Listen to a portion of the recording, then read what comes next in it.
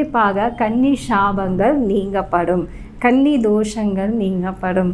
திருமணம் ரொம்ப வருஷமாக 40 வயசு ஆகிடுத்து, அவங்களுக்கு திருமணம் ஆகலை, அவங்க கண்டிப்பாக இந்த பூஜை செய்யலாம். குலதெய்வமாக வழிபாடு செய்கிறவங்க கண்டிப்பாக நீங்கள் வாரம் செய்யலாம்.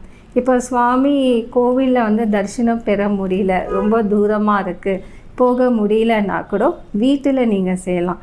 பூஜை அறையில் கீழே தரையில் மஞ்சள் தண்ணி தெளித்து நல்லா தொடச்சிட்டு ஒரு சின்ன மணை போட்டு அது மேலே மஞ்சள் தடவி 7 வெத்தலை 7 பாக்கு 2 வைக்கணும், பழம் 7 வைக்கணும், பூக்கள் 7 வைக்கணும், 7 விளக்கு ஏற்றிட்டு கன்னி தேவிகளை மனசார நினைத்து பிரார்த்தனை இருந்தீங்கன்னா கண்டிப்பாக கன்னி தோஷங்கள் கன்னி சாபங்கள் இது எல்லாமே நிவர்த்தி ஆகும்.